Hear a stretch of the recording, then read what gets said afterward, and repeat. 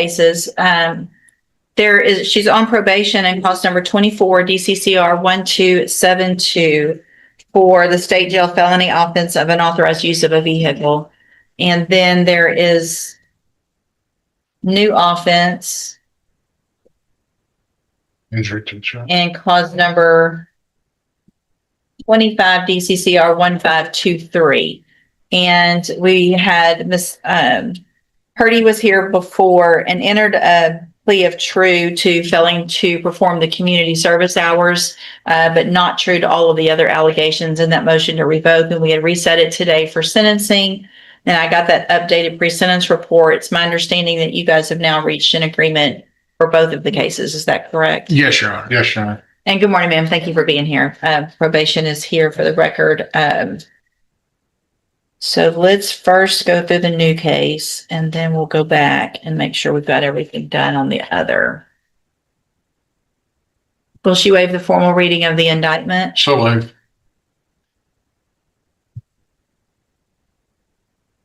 Ms. Purdy, in cause number 25 DCCR 1523, you're charged with the state jail felony offense of injury to a child, and that's from September 28th of 2025. This is the moment when things begin to take a serious turn. A new charge is introduced while probation is already at risk, creating a situation that could unfold in different ways.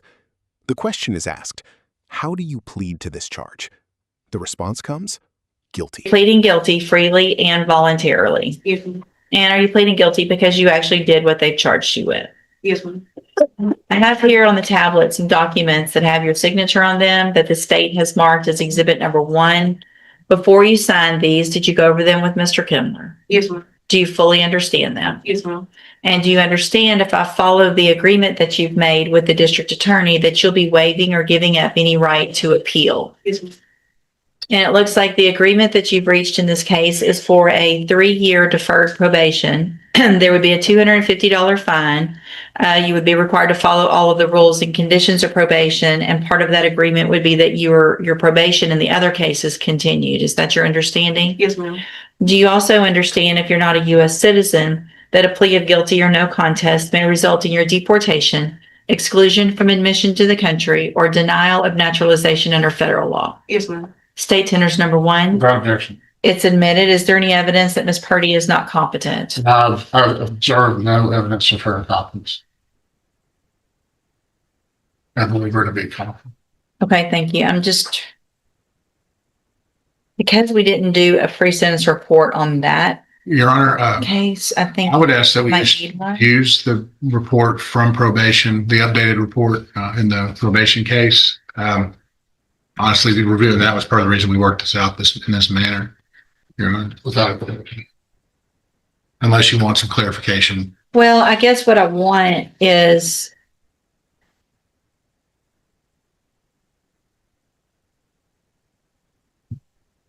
so this updated report addresses some things about the batter's intervention and things like that, but not the fact that she was discharged from drop after not showing up. And so apparently if there is a drug issue, I want to know. This is where the tone begins to shift.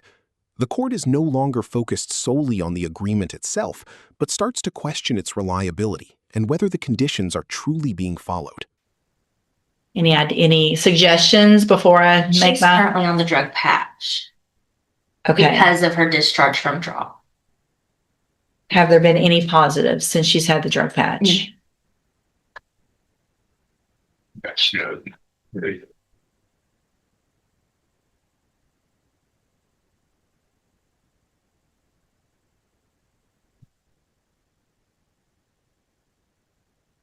And it looks like she was on that, but it was inconsistent for at least some time with maintaining it. Is that correct also? Correct. Awesome. I was working day and night and mixing up days. Can't mix up days when you're on felony probation, Yes, ma'am. right? Yes, ma'am. I mean,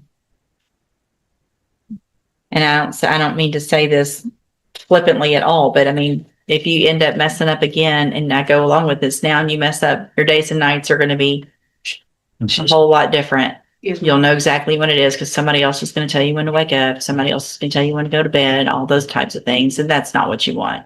And that's not what we want for you. But I got my days mixed up. It's obviously very important based on the nature of what you're charged with, based on what you're on probation for already, that we make sure that you're not using anything you're not supposed to. So then what I'm going to do in 25 DCCR 1523 is waive the pre-sentence report since we have that update and probation's here and willing to work with you. I'm going to find that you entered your plea of guilty freely and voluntarily. Find that is there any evidence that she's not competent? No. All right. Find that you're mentally competent and you understand the nature and the consequences of your plea. Find sufficient evidence to find you guilty. However, I'm going to follow the agreement that you made and defer all proceedings, place you on probation. Sorry, my computer just got for 3 years. Order that you pay the $250 fine, and again, follow all of the rules and conditions of probation. Right now, that's to have a drug patch. And whatever probation feels like is necessary to be able to make sure that you're clean. That's going to be part of your probation. If it's the drop program, then you got to get back in it and show up when they tell you. If it's the drug patch, you have to wear it at all times, get it changed when you're supposed to, and everything like that. You understand? Yes, ma'am. All right. So then let's go back through.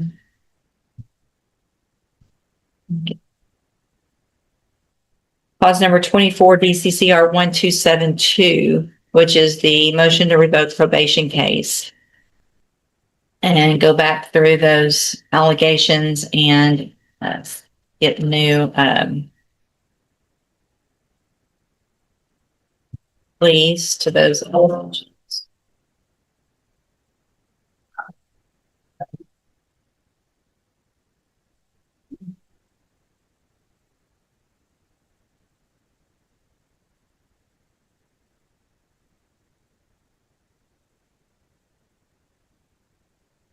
Okay, so in 24 DCCR 1272,